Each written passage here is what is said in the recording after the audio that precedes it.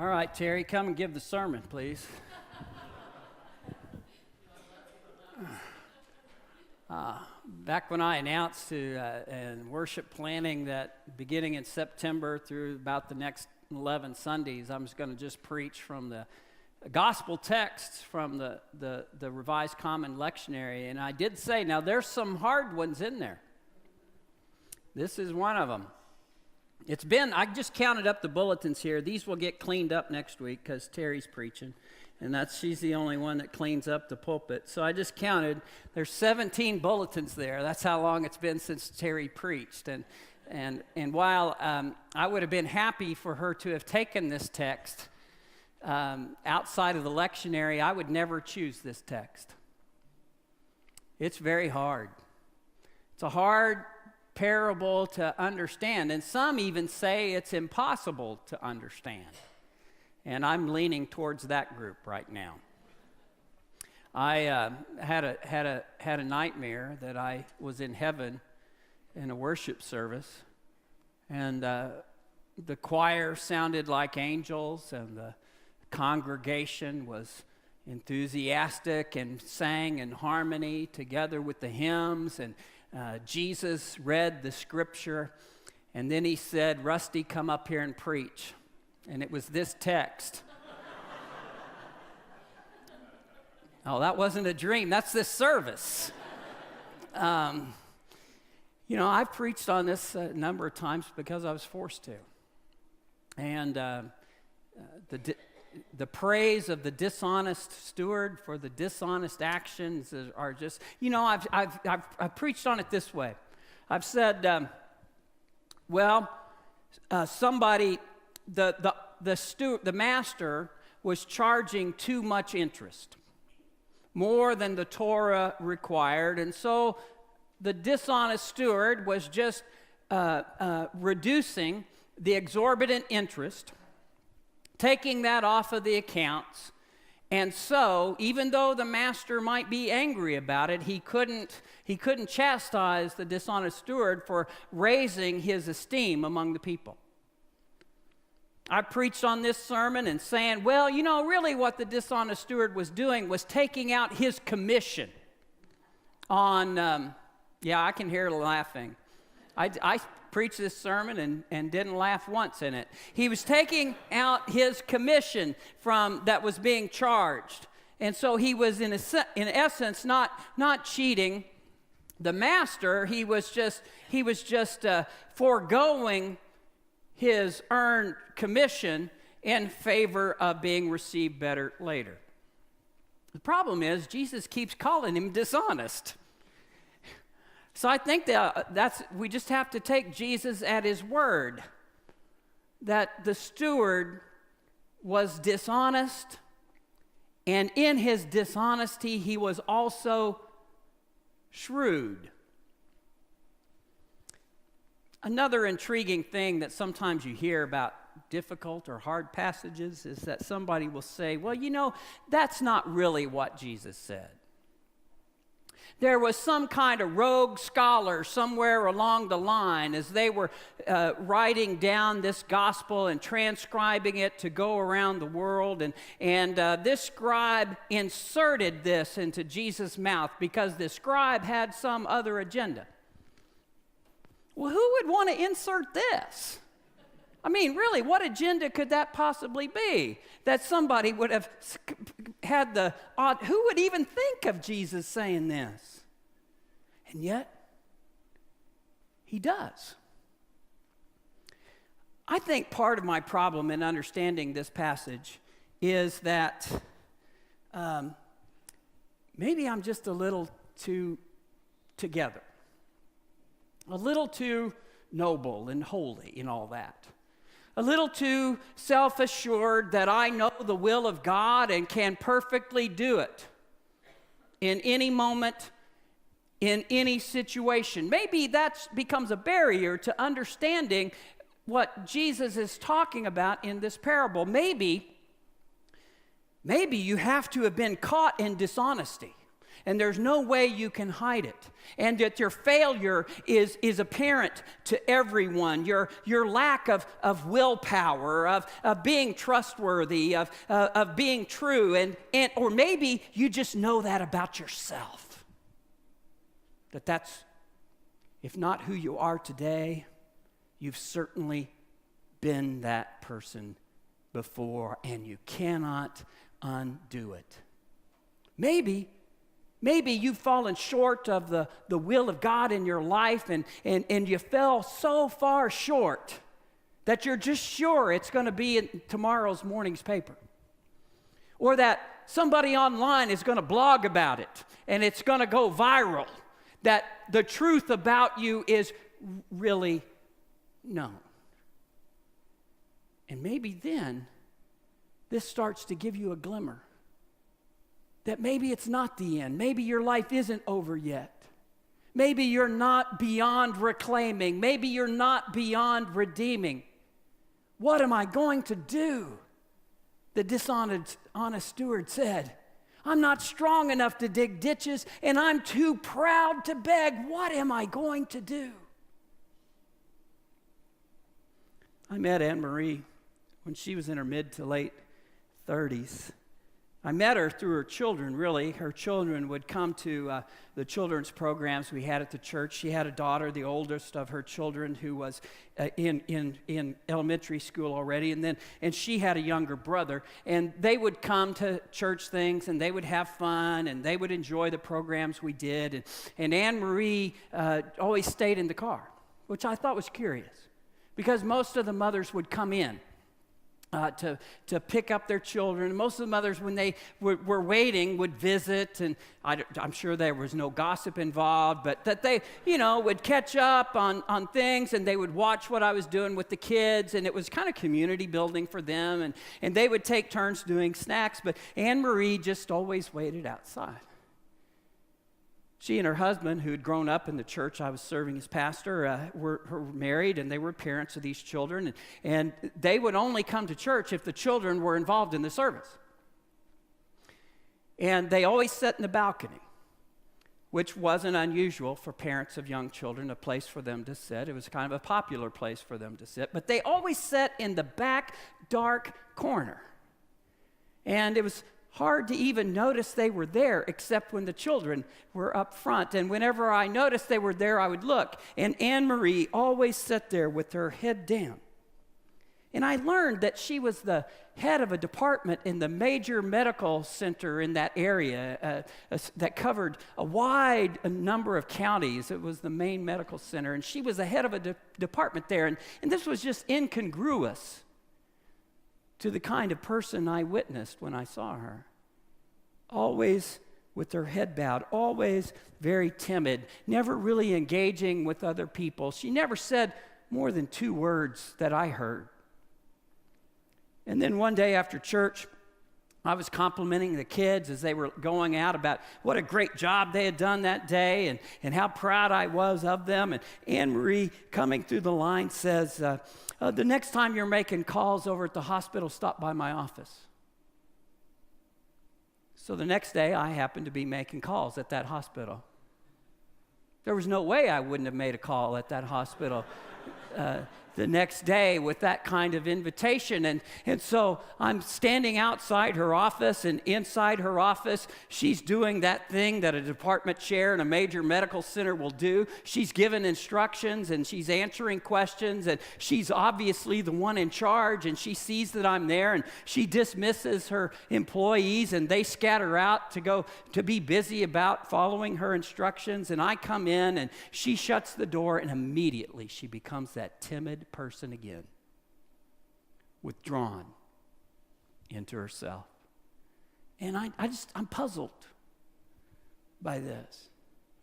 And she begins to tell me a story about growing up in a faith tradition that was very strong and very dear to her family.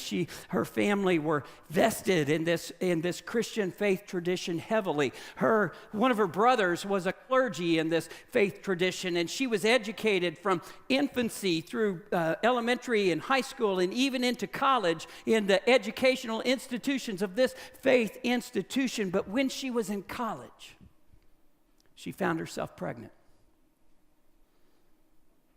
and alone. The father was unequivocally not going to be involved in this and wanted nothing to do with it. Anne Marie knew that she would be rejected by those who were most dear to her, had nurtured her in her life. Her family this would bring shame on their family, and in turn that shame would be showered on her for the rest of her life. And so she did what the only thing she could think of doing without harming those that she loved the most. She had an abortion. And she believed at that moment that she made that choice, that she had made herself forever unacceptable to God for making this choice. And she could never share it with her family members. Have you ever been there where you felt like your life was over? Because you made a decision and somehow God's back was turned on you from now and forevermore. And I began to tell Anne Marie and share with her how sorry I was that she had carried this for so long, that she had allowed this understanding of what she had done as separating herself from God and from all of God's promises and blessings and bounties, that she was forever doomed to live with her head down whenever she encountered sacred or holy moments or spaces. And I said, I believe in a God who does not turn God's back on anyone, but a God who is relentless in pursuing us, regardless of the choices we made. A God whose grace is shrewd enough to break through to the barriers that we placed between ourselves and God and reclaim us. And I wish that I could tell you today that she thanked me and he said, pray for me, and I'm a new person. But that's not true. All I can tell you is that her kids continued to come to the children's programs, and I noticed she and her husband started attending church on Sundays when even the children weren't in the center of the service. And I can tell you that I did notice along the way that they moved to the front of the balcony where you could see them. And I can tell you that through the services, she didn't just sit there with her head bowed. Her eyes were up. And I can tell you on the last Sunday that I preached as a pastor of that church, she came down to the altar at the end of the service. And I said, Anne Marie, what are you doing here? And she says, I want to join the church. I said, but Anne Marie, we're not from your faith tradition. You'll be leaving the faith tradition of your family if you join here. And she says, my faith tradition is important to me, and I'm going to treasure it. But it's here that Jesus found me. And this is where I want to be a member. Don and Kathy were members of parents of 3 children. One was a junior high, and when I moved to that church as their new pastor, they didn't have a youth group, and for some reason, I thought they needed one. And so I announced we were going to have a youth group, and we started meeting, and then school started up in the fall, and I decided that I told the kids, we're going to have this great event on Friday after the football game. We're going to call it a 5th quarter, and I want you to bring a friend and come with you, and I'll have soda pop and popcorn, and I'll rent a movie, and we'll have a great time together, and maybe we'll even just spend the night and have a lock-in here at the church. Does that sound good? That sounds good. Well, Well, sometime that week leading up to the game, some of the mothers came up to me. Mothers really talk a lot when their kids are involved in things, and they said to me, you know, this fifth quarter has become the social event of the high school and the junior high. We just think you ought to be prepared. And so, anyways, we came in, and 200 kids showed up that night after the ball game, and I had 4 2-liter bottles of soda pop, and I had 2 big bags of popcorn, and I had 1 VH tape to show on a little bitty TV in the fellowship hall, and then in walks Kathy. And she's got 3 or 4 big grocery bags full of soda and cookies and all this kind of stuff. And some other mothers came behind them, and they're carrying the same stuff. And it was like Jesus and 5 loaves and 2 fish. That it's the closest to that kind of miracle that I've ever been a part of. And by and large, Don and Kathy were very supportive of things we were doing for the youth. And then they came up to me. They came up to me. I want you to hear that. They came up to me and volunteered to teach junior high Sunday school. Some of you don't remember junior highs very well. It sounds to me like junior highs, nobody ever volunteers. Unless you're doing community service assigned by a judge, you will not volunteer to teach junior high Sunday school, because that's on Sunday morning. They come out of Sunday school yawning, you know, and they can't wait to get into church just to sleep some more. They volunteered, and immediately a transformation happened in the kids. They would come out after Sunday school excited for what they had just experienced and enlivened. And so when Don and Kathy asked to meet me in my office, I was happy to meet them. I wanted to know what else they're going to volunteer for. I'm ready. But instead, they came in and they looked like broken shells of the people I knew them to be. Their eyes were red, and tears were even forming in the corners of their eyes. And Don confessed to me, with Kathy being there, that he'd made a horrible, horrible decision, a mistake, and had been involved in an affair. And that he had confessed it all to Kathy, and Kathy was trying to forgive him, and they were going to try to work on their marriage and rebuild their lives for the sake of their children and their family and the love that they truly still had for one another, but that he had lapsed. And he said, "We're sorry, but we don't think we can teach Sunday school anymore. This is going to become a scandal, we believe, in the town, and we don't want this to hurt the church. We don't want this to reflect badly on you and for your leadership." And I wept with them, and I cried with them, and then I said to them something like this: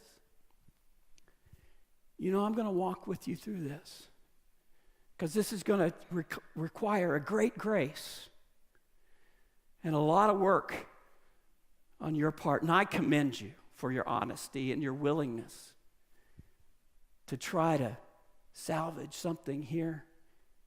But the other reason why I'm going to walk with you is because I want to be there when you're ready to trade in your religion to experience redemption. Because that's the Savior I know, and the one that I believe in. His grace finds us when we're at our lowest, and His grace transforms us into new creatures that we can never attain on our own. I want to be there when you're ready to make that switch. They remain teachers of the junior high Sunday school class.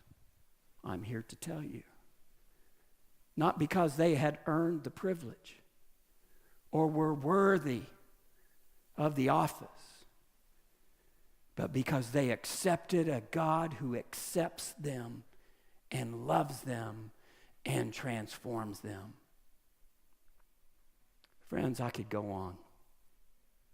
I can preach this message for the rest of the afternoon and not run out of people you don't know who are just like you, who found themselves in a place where they said, what am I going to do now? I've wandered my way into a dead end and no way out, and I can never go about in public without being humiliated or ashamed, and I can never go to church and hold my head up and know that I'm among the redeemed. I could preach for all afternoon about these stories that have traded in their sense of religion for the great wildness of grace and the scheming of a God who refuses to allow us to lay in our wallow, sordidness, but always makes a way out and forms and keeps us in community where we encourage and support one another. That's why the church, we need each other.